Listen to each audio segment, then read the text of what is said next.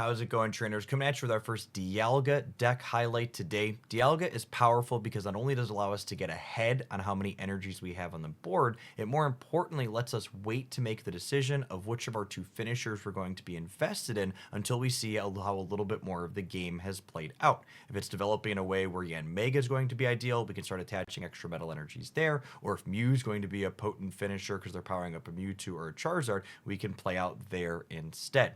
Dialga is also potent because it can be a self-enabler and well in tandem with a copy of Dawn. We put 2 energies on our bench, and then the following turn we attach a third to Dialga, we Dawn up a fourth, and then get cracking for 100 points of damage that turn.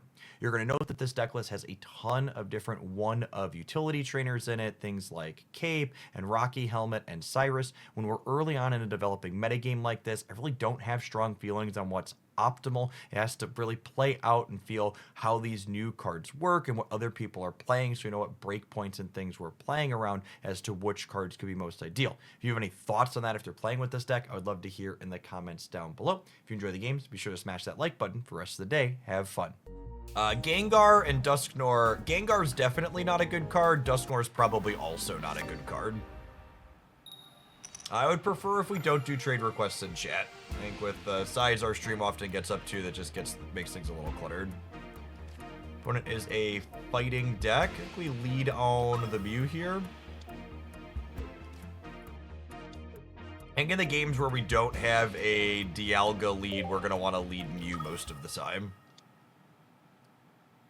Although into Mewtwo, we're going to want Mew in the back. We have first energy advantage here, which is nice.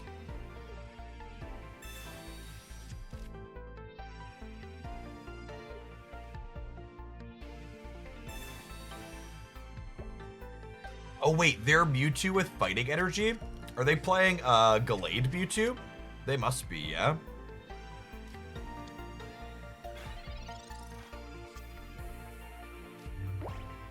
Alright, we're looking for Dialga to start here. That's unfortunate, because Pokemon was 66% to be a Dialga. Cyrus and Leaf.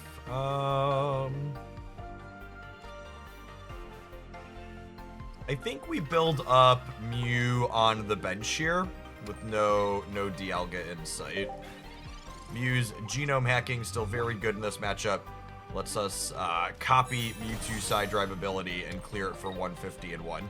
One thing that is noteworthy about Mewtwo into these Mew decks, though, is that Giant Cape is a card they could potentially be playing to make their Mewtwo larger now. We're leaving this last bench slot open. Holding the Yanmega means we can use it with Pokemon communication to swap it out for something else, and this could be a Dialga slot for us. Let's see if the opponent plays around our copy of Leaf. So on board, it doesn't look like we can retreat into this, but because we have the Leaf in hand, we can actually clear the Mewtwo next turn if they leave it up. Yeah, this is very heads up from our opponent. So we see the opponent repositioning the Mewtwo because they know Leaf and X-Speed are commonly played cards. And there's the Yanmega, so we're just gonna go ahead and evolve this and start working this up. And then the game plan is Yanmega's Air Slash starts cracking for 20 every turn. We'll use this to pressure their leads to force the Mewtwo out into the Mew.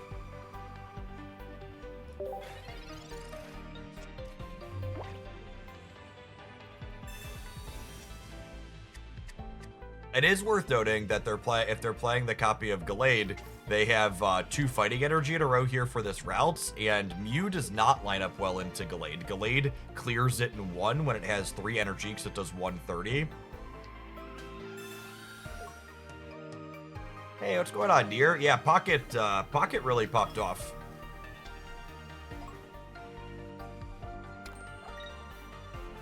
Been some really solid metrics and hype around it. And not only is Pocket like an excellent card collecting game, but man, our opponent had been playing so tight. This pivot into this feels real strange. I guess maybe they saw the Yanmega, they're like, the game is basically over. If they didn't have Gallade, we were gonna pressure them out, but them putting this up is kind of a concession. We get to go ahead and crack this for 150, and then We've got this here still chilling, ready to go.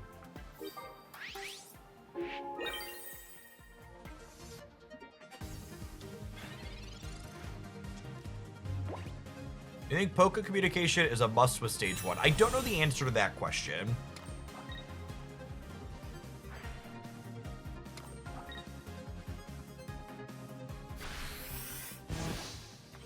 So here, so Dialga is actually an ideal draw for us. So Gallade is a stage 2 that evolves from Krylia, and it's 2 energy attack, does 70 plus 20 for each energy on my Pokemon. So Mew here would get cleared by a Gallade, and Dialga will only take 70 because it's got no energy on it. So we're gonna pivot to the Dialga here. So that way, if they don't have Gallade next turn, I win with either Yanmega or Mew. And if they do have Gallade, we'll be able to retreat Dialga into the Yanmega, and then Yanmega lives a hit for Gallade after dealing 120, so it'll be able to get the win there. I guess I'm already not dead to Sabrina because of this, yeah? Well, we'll probably be in trouble regardless. But they only have 1 card, right? So, like, they need to have Gallade plus their 1 copy of Sabrina. Which is pretty unlikely. Yeah, so we played around this perfectly with the Dialga draw and switching into it. And now we get to go energy on Yanmega, leaf the Dialga out.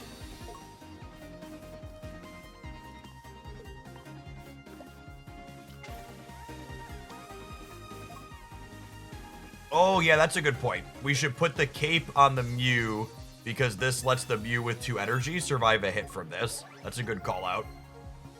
And those are the types of things you want to be thinking about when you're playing your capes. It's like, okay, what does playing cape on this allow me to maneuver around? And then Yanmega's Air Slash is actually kind of upsided to Gallade because it discards an energy, but that means it takes less damage from this attack now. Yeah, them pivoting their Mewtwo to the active spot was a little bit of a head scratcher, but the way this game has played out, it's actually been real close. Mew lives, right? We counted that. This is only 110. They Sabrina'd.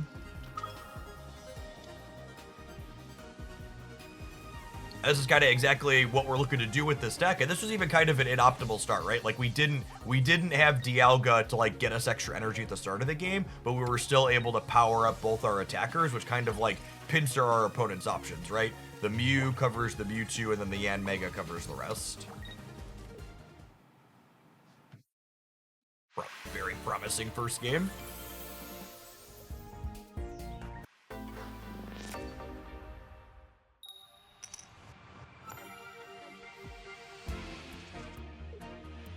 All right, there's that Dialga lead for us.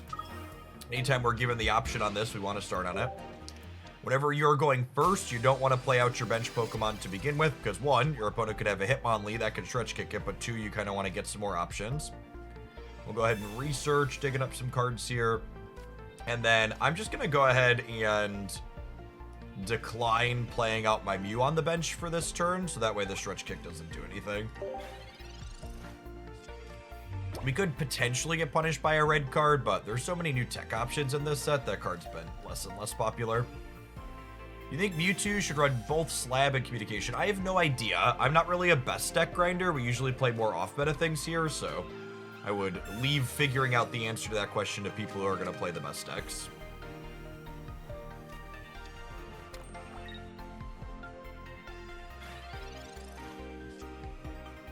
All right, and they didn't have red card this turn. So I think I decline playing around it again next turn. I'm gonna wait to play this bench out, and I am gonna go ahead and play the research to look for some more options here. If I don't play this, I can't evolve it next turn, but not being able to evolve it next turn doesn't really matter.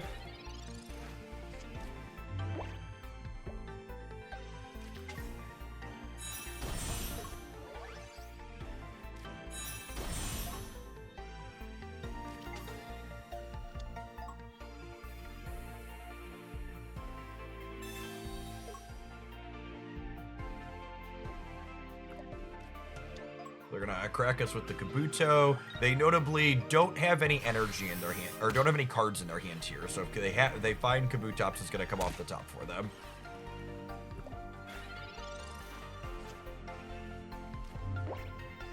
Let's go Mew, Yanma, energy here. I think we're powering up the Yanmega in this matchup. This does 30 damage and puts 2 energy on one of our bench Pokemon here. If they don't find Kabutops here, this Giovanni's gonna be real good. Giovanni means that we clear this with the Rocky Helmet.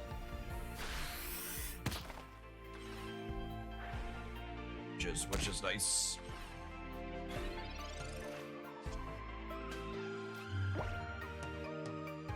I think it's just Giovanni for 10 extra points of damage, so we hit this breakpoint. And then we'll go energy here, and then we'll put two on the Mew. So our attackers are ready to go. And that's our first of 3 knockout points towards winning the game. They'll probably put up Marshadow or Lucario, and they'll claim 2 knockout points from knocking out our more powerful EX, and then our Mew will clear them back, and then we'll have Yanmega to finish waiting in the wings.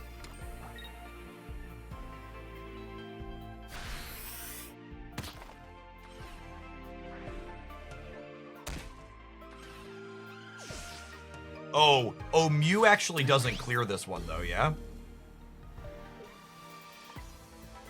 Because this only does 40 base damage because Mew wouldn't have its Pokemon passive. So we have this. Pokeball.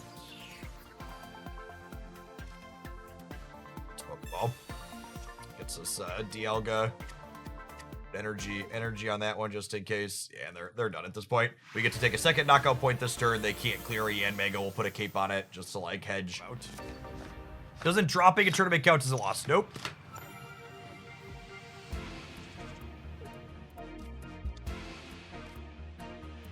If you want to prove you're better than others, just win some tournaments. See, I'd even go so far as to say just winning a single tournament doesn't even prove you're good. Like, these games have a ton of variance. Mediocre players or good players with mediocre decks, they win tournaments all the time. Having a track record of proven consistency is way more meaningful than randomly spiking one tournament here or there.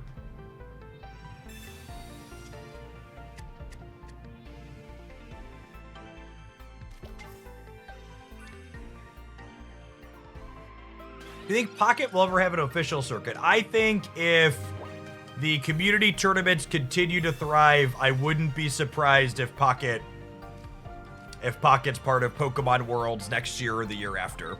Definitely not this year, but next year or the year after.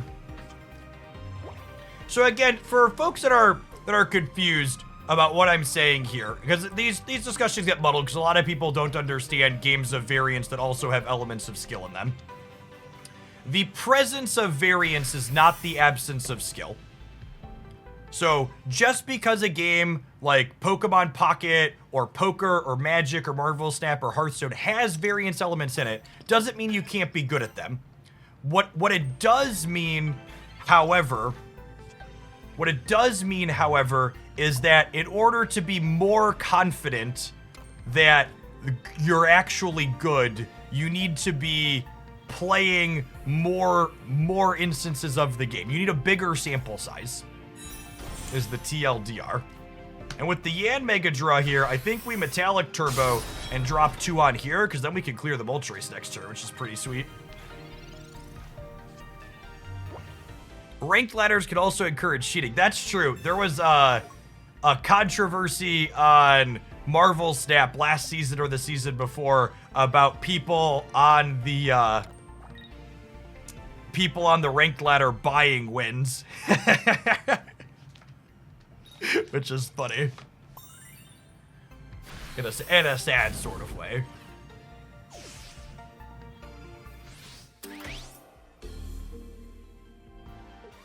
All right, so Cyrus here probably means we win this game even through... Cyrus here probably means we win this game even through that heads there. Now, if they have a Sabrina, Tempo Sabrina could get us, but we take our first point here, and then Cyrus lets us grab a card off their bench that has damage on it, and this does.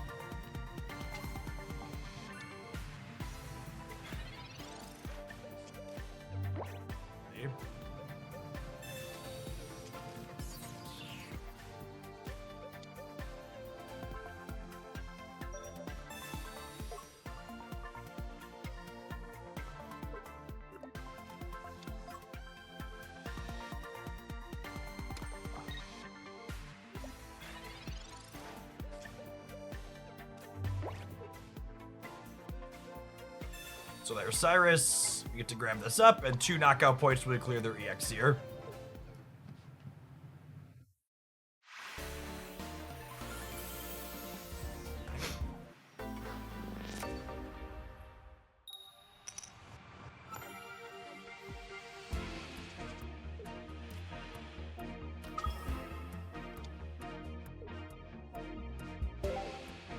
Have our Dialga opener here, which is ideal.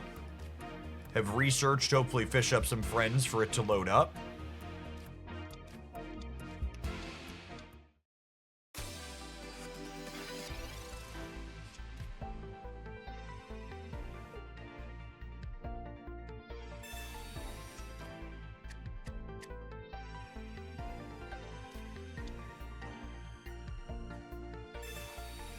So they are pivoting to Drudagon here. So has that rough skin ability that lets them deal some damage back every time it gets hit. But we'll happily trade 30 for 20 while charging up the back line.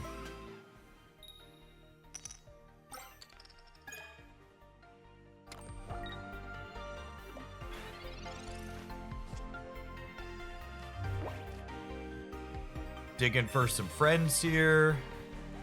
Does Rocky Helmet scale with Rough Skin? It does, yeah. Yeah, you can stack those up. Oh, you know, maybe I wasn't supposed to play this, and I'm supposed to hold it for the communication. I don't know. I feel like that could go either way. I kind of want a Metallic Turbo onto the other Dialga.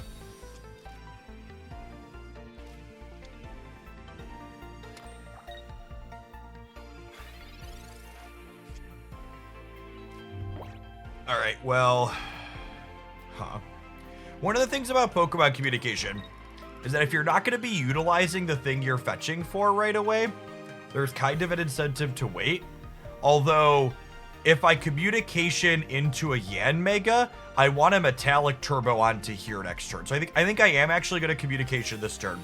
Because if I'm getting Yanmega from this exchanges this for a different Pokemon in my deck, then I'm going to want a Metallic Turbo onto here. Perfect. Okay, so this is, we want a communication in advance, so that way I can know where I'm putting the Metallic Turbo energy. So we'll drop these here, and then next turn, I have Leaf to allow me to retreat this Dialga without losing its energy, and then we get to put Yanmega up, put a third on it, and start crunching through for 100 each, 120 each turn.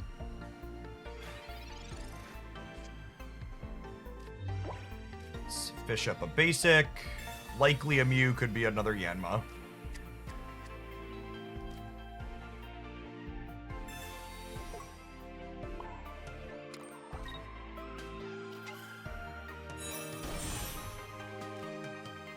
Is there a reason to put Cape on my Yanmega?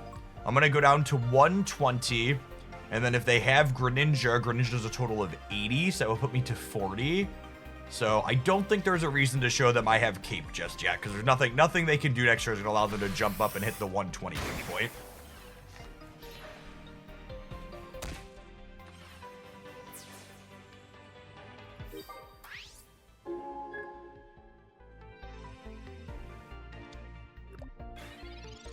What is better, Dialga, Yanmega, or Yanmega Executor? Nobody knows the answer to that question.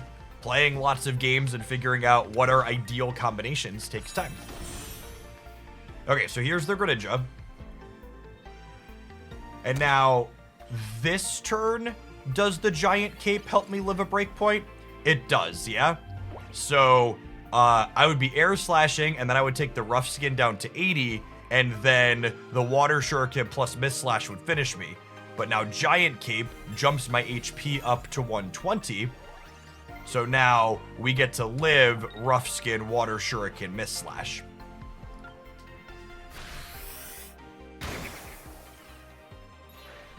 I will have more informed and concise thoughts on what's good, bad, or otherwise on Sunday's meta report on the YouTube channel. So there's going to be thousands of people playing in Pokemon Pocket tournaments this weekend, which is a fancy way to say one single player playing a deck, even for 15, 20, or 30 games, is not remotely a reasonable statistical sample size, and you can't draw data-driven conclusions from games that just one person is playing. Which is one of the reasons why when I do those very data-driven roundups weekly as we track the Pokemon Pocket metagame on my YouTube channel, I'm looking at thousands of players playing hundreds of matches inside of tournaments. Because those are the types of samples that you need to be like, okay, from a data perspective, these look powerful.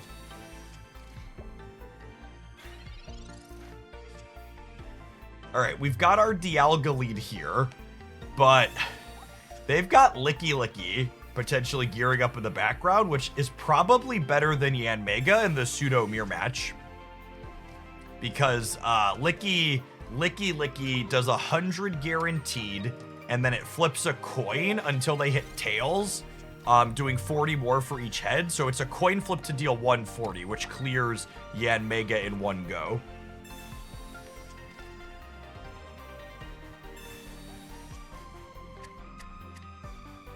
The immersive Dialga is gorgeous, yes.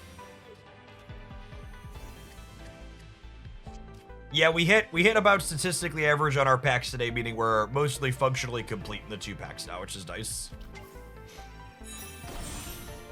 Now, one thing we have going for us here, there is the cursed creature that is a Licky Licky, is that a noteworthy break point here, i.e. how much damage do we do over the course of a couple of turns, is favorable for us going second. So unless they have a cape here, this metallic turbo is going to crack this for 30, putting them to 120. And then Yanmega is queued up here to deal 120 on our bench. So having the first energy advantage was a big deal in this game. Because if they don't have a potion or a cape or a blue, we're going to get to swap up to here and knock this out before they really get to develop their board fully. Okay, and there's the cape. So the cape suddenly makes this logistically more difficult for us.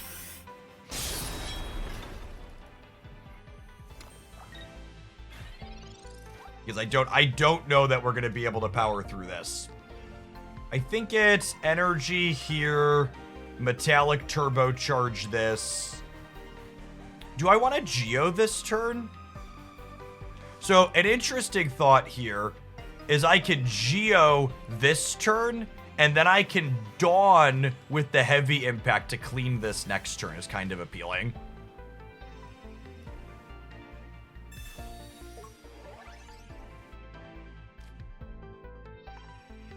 So let's go ahead and do this.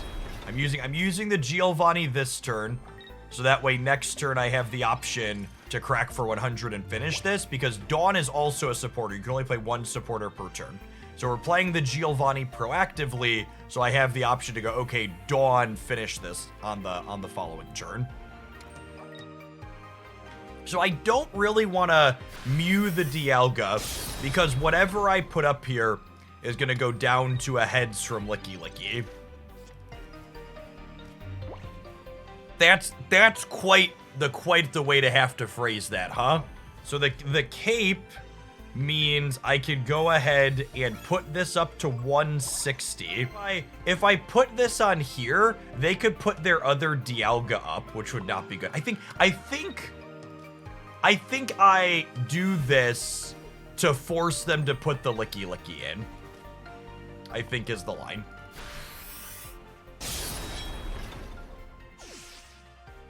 I think we stick to this because them feeling compelled to put this up and clear this means the Yanmega gets to get it on the back crack. Oh, you know, I'm probably supposed to put this other Yanma out too to be able to work to a Yanmega. And then once we tag the licky licky for 120, there's only 6 cards in my deck, and one of them is a Cyrus.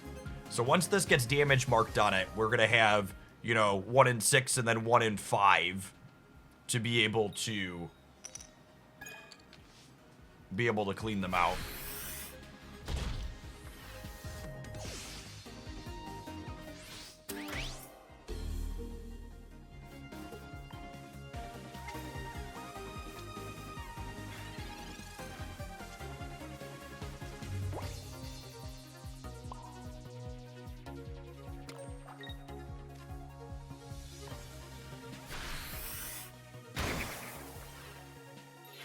Yes, and they could use the Licking Fury and hit the low probability odds of hitting 2 heads in a row, which would clear the Yanmega.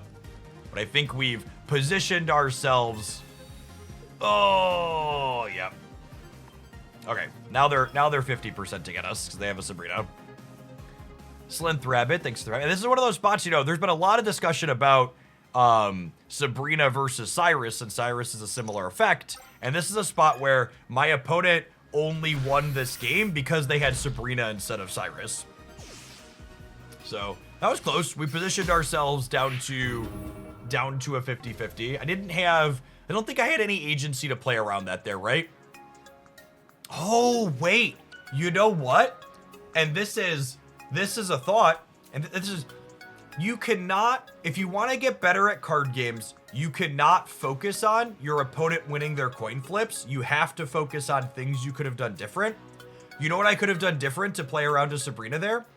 There was a second Dialga in my deck. I could have used Pokemon communication to try and swap the Yanma or the second Mew in my hand for a Dialga. And if I would have pulled the second Dialga out of my deck, I would have had something on my bench I could have Sabrinaed into that would have survived 1 hits from the Licky Licky.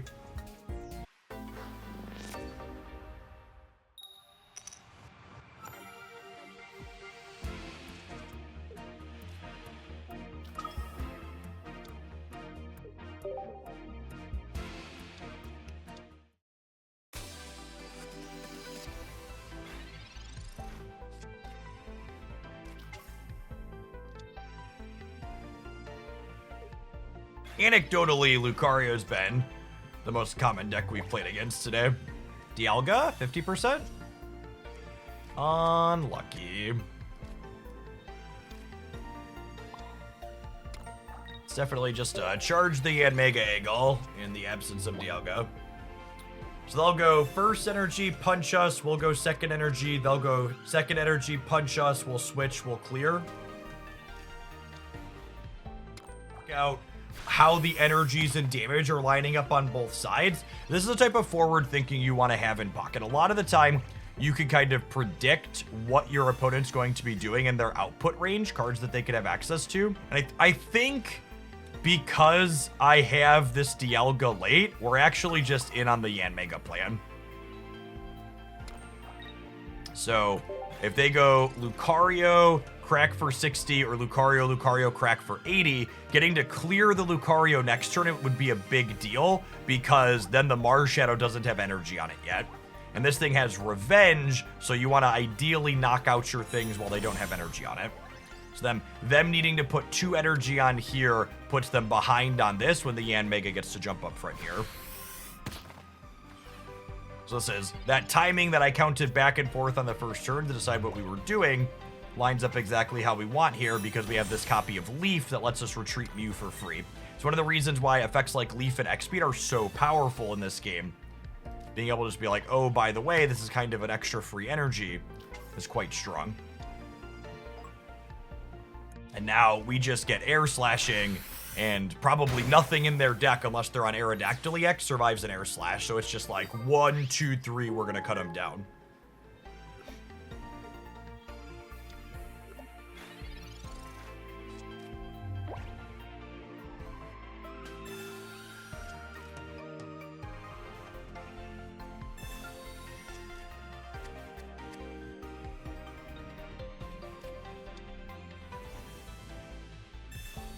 Plus the Sabrina. That's true. I don't have another Leaf, so if they have a Sabrina or a Cyrus, they could tempo us a little bit.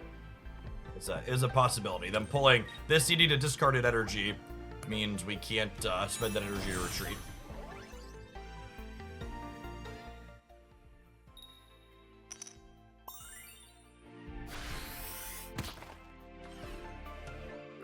Okay, this is a potential out for them.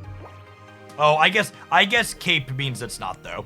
So their line here is find another Mankey and hit me for 70 again, but the Cape pushes me up to 90, so that should just be the recheck bait. The opponent was in a tough spot, and they found the sequence that could maybe give them the out. If they would have had another Mankey plus an X speed, they could have cleared the Yan Mega, but we have Cape to lock them. Without any energy on board, this is the 0%er for them at this point. I would be absolutely floored if they have any basic Pokemon that survive a 120 or a 130 with the Geo.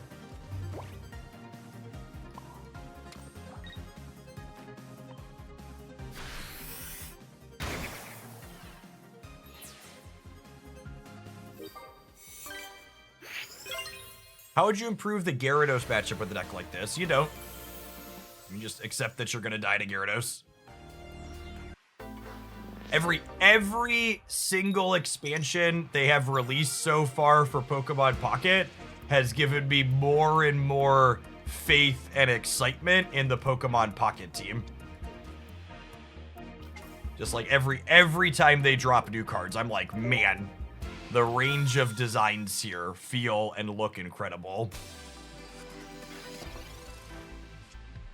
It feels like they've done a really solid job of adding depth to the gameplay without just like power creeping and making numbers huge.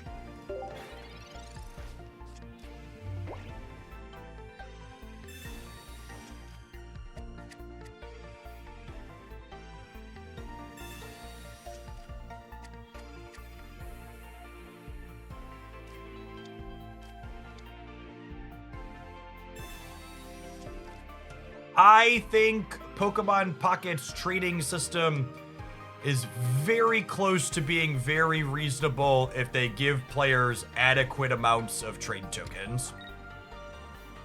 I think you change absolutely nothing about the existing trade system other than making sure players have a steady flow of tokens from a source, and it's probably fine. But they need to give probably like 1,000 to 1,500 tokens a month. Yeah, I think if you get 1,000 plus tokens a month from incidentally logging in, the trade system is fine. But as is, having to destroy cards to get them is not good.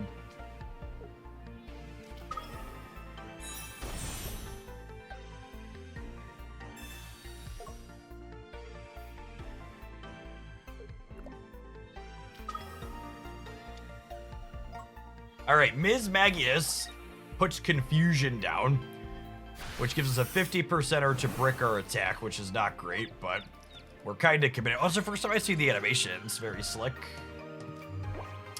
Am I powering up Dialga, the other Dialga? I think I am. Another question is, am I caping here to play around a Geo? I think I'm caping to play around a Geo. It's close, though.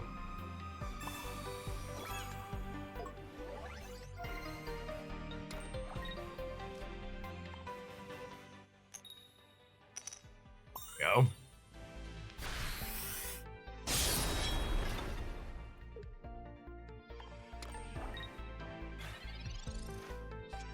It could also be right here to put these energies on Mew to like slide this around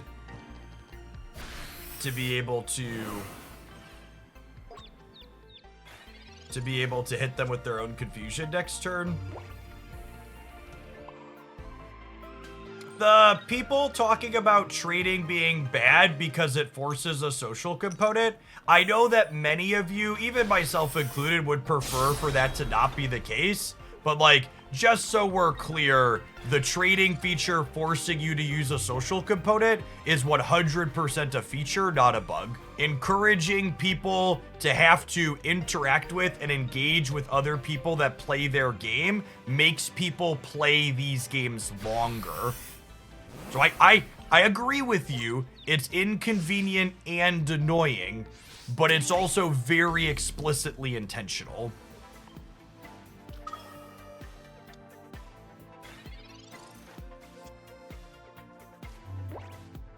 So 4th energy here means this is only dealing 110, so we're in an okay spot here. So we get to go ahead and clear the Ms. Magius. I'm going to play out this other Mew to play around a copy of Sabrina. Feels like we're in an okay spot here. Because they can't just put the Jinx up, because it doesn't clear the Dialga, and the Dialga clears it on the backswing.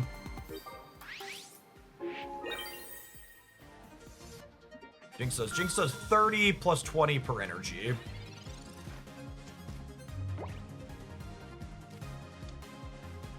So again, to the people who are talking about it needs a component to let you be social in game, that's not the point. They want you to know other people in real life touching grass to play, because having in-person friend groups that play the game together keeps everybody playing longer. It creates social pressure. So again, predatory, annoying, obnoxious, yes, but people acting like that's a bug and not a feature, it's 100% a feature from the developer side. Lucario's ability specifically says that only helps fighting Pokemon deal extra damage to active Pokemon.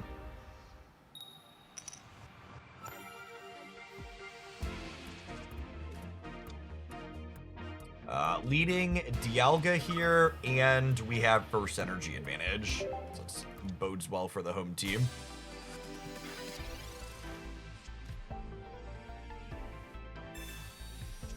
The person going first in Pokemon Pocket gets the first chance to evolve their Pokemon, and the person going second gets the first chance to place an energy. There's a little bit of tension when you're building your deck. Decks like that I'm playing that are largely based around having a powerful basic tend to prefer going second. Whereas the opponent's deck's actually one that doesn't mind going first, because their Primate typically attacks for 1 energy.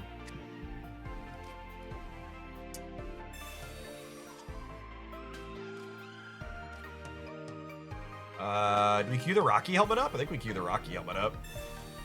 Rocky Helmet says anytime they crack this Pokemon, they take some damage back. It's a Dialga on the bench angle as well here. I don't think there's a huge reason to have another Yanmega. Or another Mew. Functionality-wise, what's the difference between a cape and a potion? You can double potion something to get 40 back. And potion putting something back to full health lets you... Potion putting back to something full health lets you play around Cyrus in spots. So I think generally cape is better, but it's not a strictly better situation.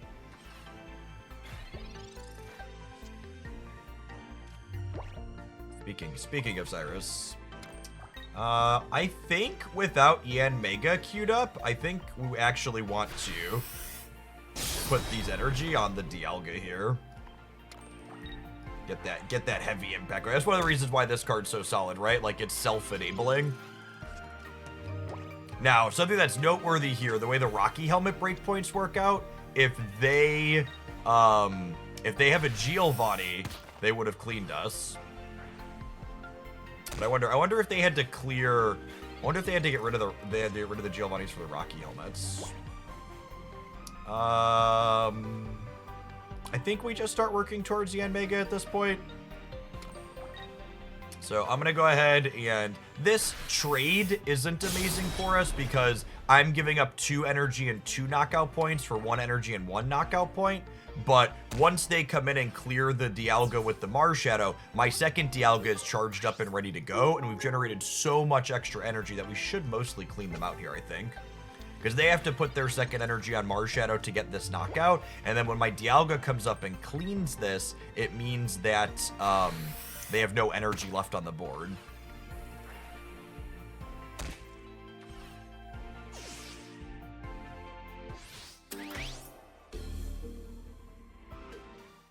Yeah, the opponent's just packing it in. Our second Dialga charged up and ready to go to deal 100 at a time is just not something they can push through.